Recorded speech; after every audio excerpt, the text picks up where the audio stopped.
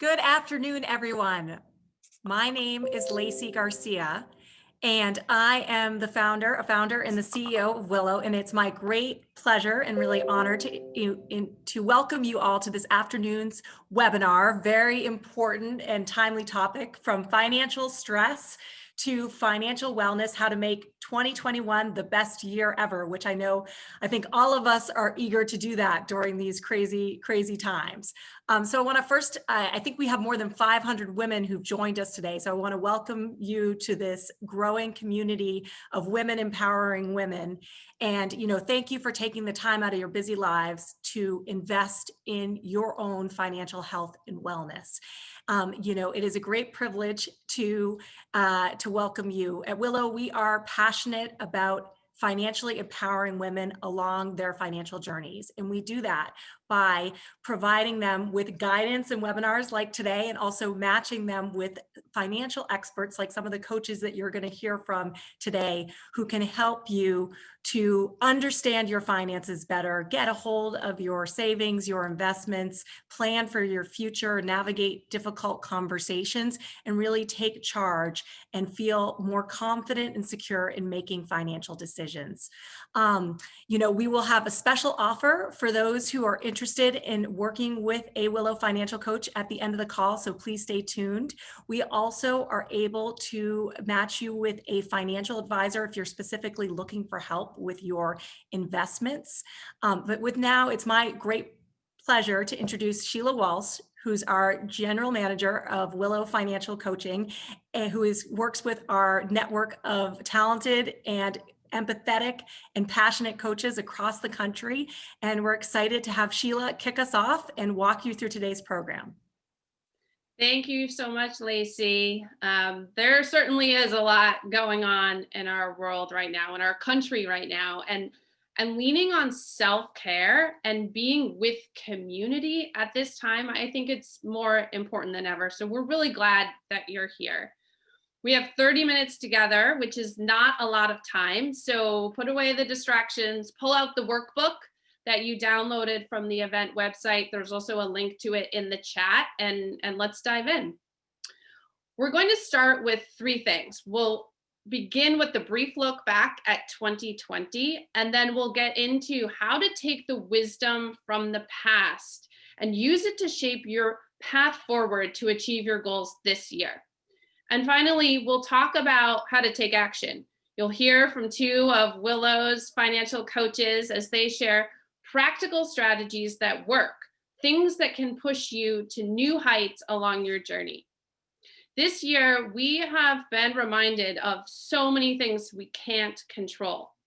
But what you're doing right now, this time that you've carved out for prioritizing your financial well-being, you're already taking the reins. At the end of this webinar, we want you to walk away with renewed commitment and motivation to own your financial wellness in 2021. Now, I'm going to share a little something about me. I am a wine fan, specifically Cabernet Sauvignon. And for me, having a nice glass of Cabernet with a delicious meal is a life pleasure. It brings me joy. And if you're a wine drinker too, and you've ever been wine tasting, you might recall hearing that some of the best wine comes out of the most strenuous conditions. Grapevines are unlike other agriculture. They perform better with stress. When the vines are stressed, the flavor becomes concentrated, and that in turn produces wine with exceptional flavors. So while I don't know about the wine grapes conditions in 2020, I do know that in general, this past year has been very stressful. What if, like the vines that produce the very best wines after the most stressful years, we are poised for our best year ever? We've all faced a variety of stress in the past year, including financial stress. And before we jump into the ways we can reduce it, we have Willow financial coach Michelle Clark here to help us understand what financial stress really is and how it can manifest in our lives. So Coach Michelle works with women like you every day, helping them to build healthy money habits and achieve their goals. Michelle, tell us how financial stress can manifest. Yeah, this is a big one, I think, for a lot of people this year. And, the thing is that money impacts a lot of facets of our life. It's not just about whether or not we can afford something. And as a result, it can really manifest in a lot of different physical, mental, emotional ways that sometimes you may not directly correlate even to financial stress. So, like, for example, you may start having more tension headaches or migraines or potentially, even lower back pain, or feel like your shoulders are, creeping up into your ears. Or, some people have experienced very high levels of anxiety. And so when you have this tightness or feeling like something's sitting on your chest, that truly is a sign of stress.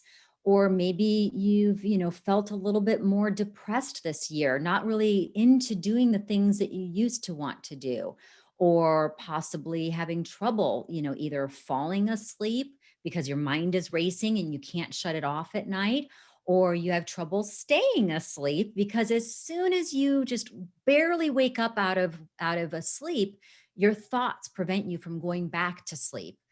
Or sometimes, even like my dad, who died at the age of 43 from stress related heart problems, you might start to experience high blood pressure, or, some people even end up having a heart attack. And so, this, all of these physical symptoms, right, that are there, they sometimes don't even take into account the problems with remembering anything. You suddenly go, what was I in this room for? Or you have a lack of concentration, or suddenly you're short with others where you didn't used to be that way during conversations, or you feel irritated all the time. Maybe you've suddenly lost some weight or suddenly gained some weight. Some people, go so far as to self-medicate through food or alcohol or drugs or cigarettes, or, all these vices that we associate with just fun in life, but really are coping mechanisms. And the thing is that, these physical and mental and emotional manifestations, they do show up under any kind of stress, but too often a singular sign or symptom is chalked up to just, I'm just stressed, and stress is just a part of life, rather than associating them directly with financial pressures. And then to make things even worse, you Don't end do up it, going, Michelle. Don't do it. yeah, I mean, I'm just laying it all out for you guys, right? But, you end up going to the doctor to try to get help, whether that's, a psychologist or regular doctor. And then the cost of that doctor's visit, or the prescriptions that they give you, or even a hospitalization, all of that exacerbates even further the financial problem that you're trying to get past. And so one last thing I want to mention, because I think it's really important, is that it may not necessarily be you who's experiencing some of these signs. Now that you know the signs, you may end up seeing them in a loved one or a friend. So I just encourage you to, watch out for others, keep an eye out. And if you can open up the conversation with them about, what you're seeing, and say, hey, I think that, the stress is really getting to you. It could be an opportunity for them to, open up to you, or, a medical professional or somebody about what they're dealing with. And of course, I think that attending webinars and doing the work on the worksheet that you're getting today is a great start to combating or controlling your financial stress. So, just keep an eye out for some of these signs and symptoms of what's really going on underneath the surface. Yeah, thank you. And I know money stress is consistently reported as a top stress for Americans, and so many of us don't include it in our self-care. But what if we change that, right? What if we can do that, and we can pay a little bit more attention to the money matters and replace those stresses with new and lighter feelings? And so that's what we're going to do today.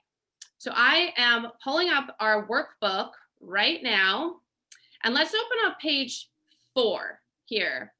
And let's think about the journey that you've been on in the past year. What are the lessons that you've learned? What is the wisdom that you can draw?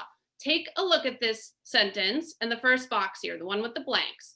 Despite the adversities and the challenges you face, I know each one of you did something that you're proud of.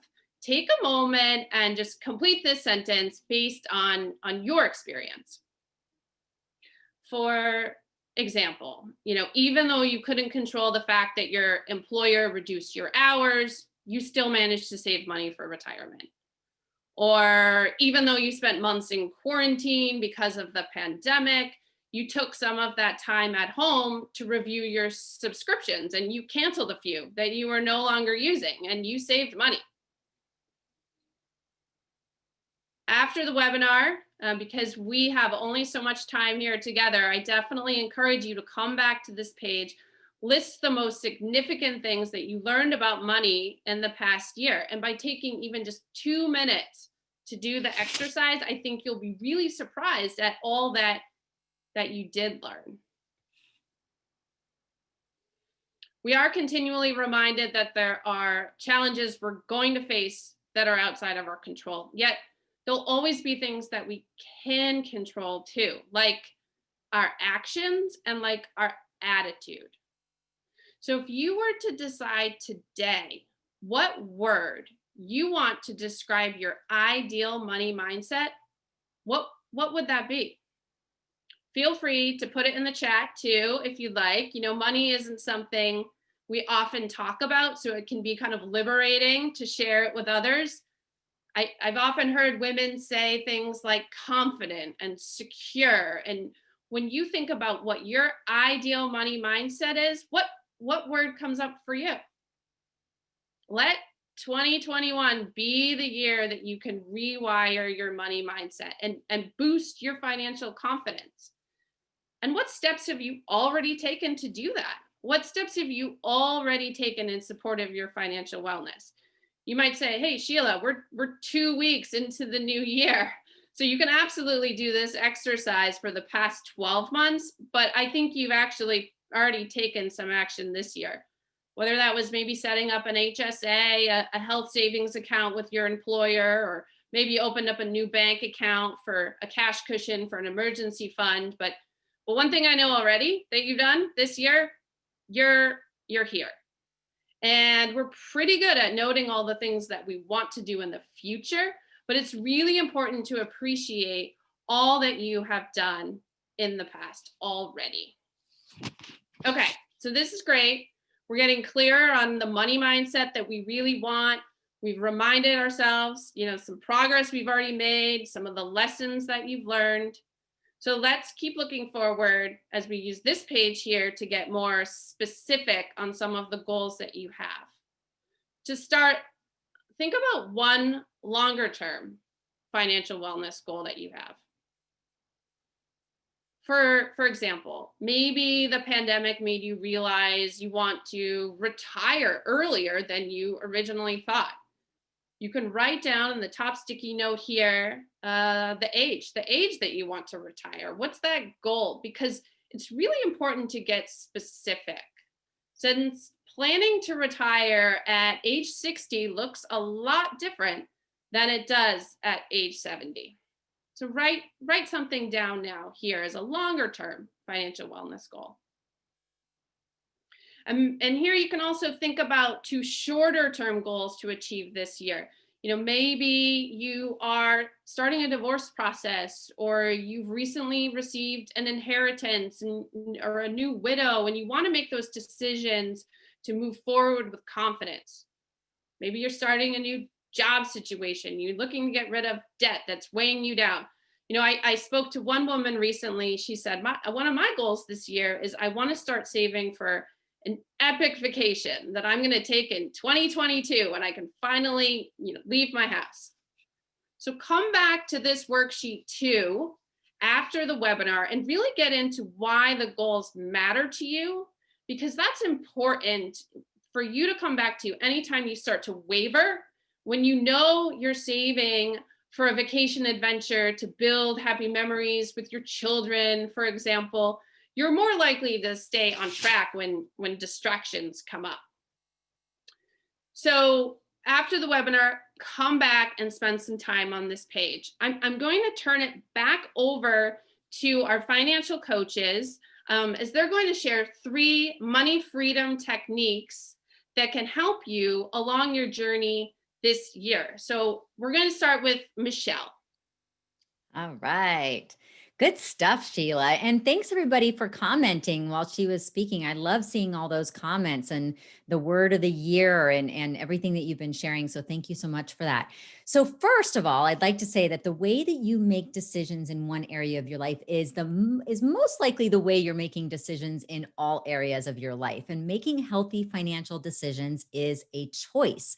It can't be done on autopilot unless you've put in some bumpers on your finances, like automations or healthy habits and things like that. So when making big financial decisions like buying a home or relocating, like I just did, or considering a new employer, I'm a huge proponent of creating pros and cons lists and adding what I call like a weight metric to each item on the list. So for each item, you weigh it. Is it something that's super important to you? So it's a number one, or is it really not that important and it could be just a fluff kind of added bonus type of item, and that might be a 3. And so, the thing is that money is, as we all know, an emotional trigger. And sometimes you just need to focus more on the logical aspect of making a decision, which is where a pros and cons list works really well.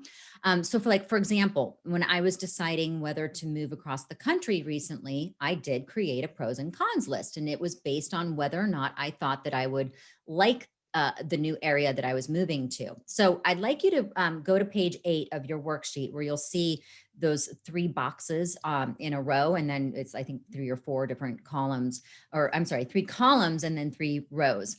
And the first box is for you to consider the outcome that you would like to get to in making any big decision. So for example, in my case, the outcome was to move to this new area so that I could be closer to my sister and her family. And by the way, I moved to Knoxville, Tennessee, one of the most beautiful places I've ever been to in my life. But then the next box is a space for you to evaluate the risk involved in the decision. And I want you to note that risks can have upsides and downsides. And in my case, the downside risk was that I would move and I would regret it because I wouldn't feel at home in my new state or my new city. On the other hand, the upside risk was that I would love it and never want to leave, which would be fabulous, right? So then you have the third box, and that's for you to consider the actions that you would need to take in order for this decision to happen. So again, in my case, I needed to visit the new area first to see if I even liked it. And then I needed to plan the move. And more importantly, I needed to save up the money to pay for the move, because moving across the country gets really expensive. And so even if I had wanted to make the move right then and there when I made the decision I wanted to go, I first needed to figure out if I could financially do it or how I could do it down the road from the time that I was considering the move. So I hope that helps you in just considering some of the ways that you can make healthy financial decisions. And I do want to mention that you can mentally do this for even the smallest of choices, like whether or not you're going to pay, buy a pair of more expensive shoes than you normally would. What is the outcome? And is that outcome driven by your ego or by need? What is the risk in terms of not having the money that you would spend on the shoes to spend on other things? And then what's the action that you could take? Meaning, could you forfeit the shoes in favor of putting more money into your retirement account instead? So, just think about that when you're trying to think about, how do I make this decision about what to do? Now, another healthy financial sort of habit to have is to think about willpower. And there is power in willpower. Okay. When it comes to restricting anything in life, people often mistake willpower with self-control. And I want to talk a little bit about the difference there. Willpower is a diminishing return on your self-control, in that self-control comes by establishing habits that then eliminate the mental effort of making a decision. So I typically recommend to my clients to think about it like this. If you're trying to lose weight, yet you have a ton of snacks in the house, your willpower is going to be tested all day long. And you know that eating those treats is only going to prolong your weight loss. Yet you're testing yourself all day long. You're constantly thinking about it, because anything that you can't have, that's what you want more, right?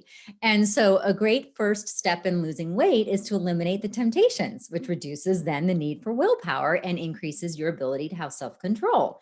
The same thing goes for managing your money. When you're trying to pay off debt, or save more, or whatever it is that you're trying to accomplish. If you put systems in place and have reasons for sticking to those systems, then they become much easier to follow through with. And so again, things like removing the payment information from websites, right? So that it's impossible to do one-click shopping, or setting up auto pay so that you're never late on a payment, or using reminders on your calendar to pay bills that might come in, irregularly, like your 6-month auto insurance payment. And the thing about automation that I love is that it just reduces the brain power that you need to be able to remember those kinds of things, which of course then frees it up to focus on other stuff. And so what I would love for you to do, if you would for me, is just, I want to get your thoughts on this. And I'm going to look through some of the comments here while Susan's speaking. But if there's one thing that you know that's standing in your way of financial success, share it with us. Let us know, help others see that they're not the only ones that might be feeling the way that you're feeling. Okay. So if you have any questions or you'd like some coaching on these topics, of course, you have that free introduction session to be able to use right away. So thanks so much, Sheila, and I'll hand it over to Susan. Thank you. Thanks so much. And I'll just add one thing before Susan, who's coming at us from Arizona, jumps in. If you have a partner, if you have a loved one, having those conversations about the systems that you'll put in place, the shared calendars, the things like that, that can really also help you to be on the same page and not save those money conversations for the moments of stress when the bill arrives in the mail. So Susan, I think, yeah. Oh. Susan, you are still muted there. So why don't you just grab off mute?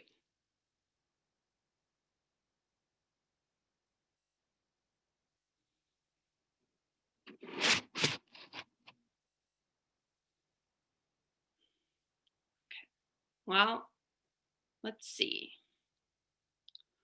Well, I'm sorry about that. I couldn't get my cursor over to the screen to unmute it. I apologize.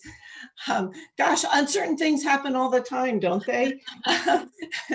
And there are some things that when there is uncertainty, there are some things we can expect that are going to impact our finances, like the holidays, an oil change, car tags that are due every year, even planning for your vacations or buying furniture or even a car purchase.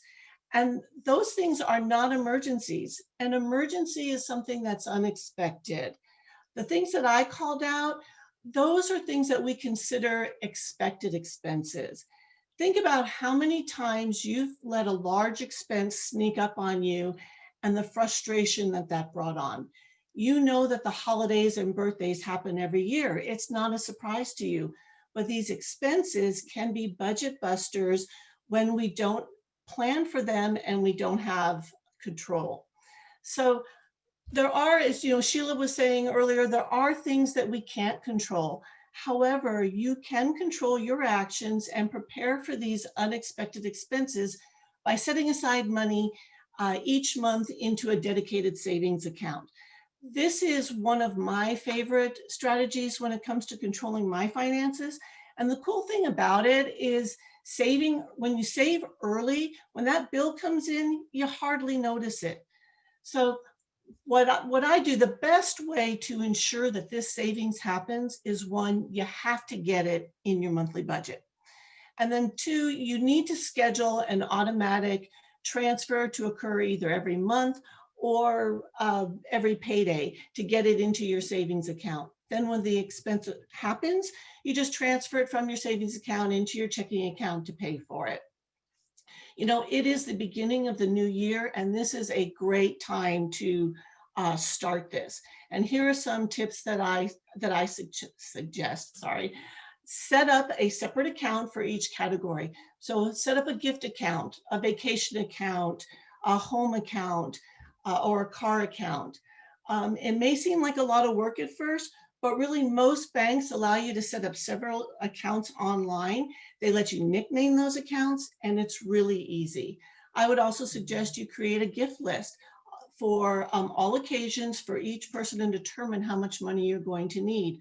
Look at your quarterly, annually, and semi-annual expenses and figure out how much you need for that, and then anything special that you want to save for. Then take all of those amounts by each category, divide it by the number of months you need to save, and that is your monthly expense. Pop that into your budget. Now, if it looks like you're not going to have enough to cover that, then you're going to need to make some adjustments, either to how much you need to save or what you're doing in your budget and where you can look to cut some of those expenses. But when you incorporate a strategy to plan for expected expenses, you take control. Can you imagine not having to stress and worry about how you're going to pay for future expenses? It can bring you a lot of financial peace. So. Thank you, Susan, and thank you, Michelle. And I think you're right. When you plan ahead, your confidence increases, those sneaky self-doubts stay away, and you know you're in control. And one thing I would add as a tip, if you set up those different bank accounts, you can give them nicknames on when you look at them online. So it's not account 00444, it's vacation fund. And you might be a little bit more motivated to put money in vacation fund versus account 0004. So these are simple, these are effective strategies. These are the kinds of money habits that are embraced by happy and wealthy women. And I want you to know that you don't have to do this alone. I hope that you took notes. I hope that you come back to this workbook, but I hope that you also know that these are the kinds of things that a financial coach can work with you and support you and empower you to make those financial decisions with confidence. They know the common obstacles that you can encounter, and they can guide you to take actions that are really aligned with your goals. And I know you can do it. You know, just like those stress grapevines that produce those exceptional wines, your 2021 vintage can be the best one yet because of the challenges that you've already navigated. And 30 minutes goes by really quick. And so if you have time after this call, I suggest you go through the workbook now. But if you don't have time, no problem. I do think you should all take a moment and just write down what is the step that you're going to take within the next 24 hours. You can put it here at the bottom of this page in your workbook, or you can write it on the next page. But think about what you're going to do in the next 24 hours. And if it's come back to this workbook, that's great. If you can't come back to this workbook after the webinar, I would suggest you really do it over the weekend. You know, you really want to keep that momentum going. And know that Willow's here. Know that we have a fantastic network of certified coaches like the ones you just heard from, and they're here to support women like you. If you'd like to talk to a coach, everyone on this webinar is eligible for a complimentary one-on-one 15-minute consultation. Plus, by attending this webinar, you have a special discount code for up to $225 off a Willow financial coaching program. If you've never worked with a financial coach before, think about your coach like a personal trainer. They'll help you to build a personal roadmap to achieve your goals. They can answer your money questions in a safe, non-judgment space. And one thing that a coach does that so many women find valuable is they'll hold you accountable.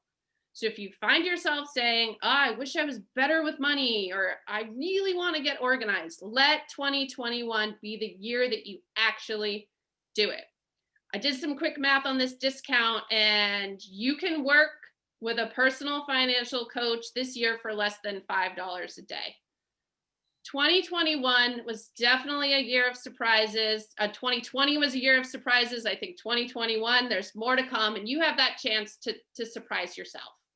So at the end of the year, on December 31st, I want you to look back on yourself today, right now, and realize that you stepped into the arena. You decided to get your financial life organized, and you built and you followed a roadmap to achieve your goals.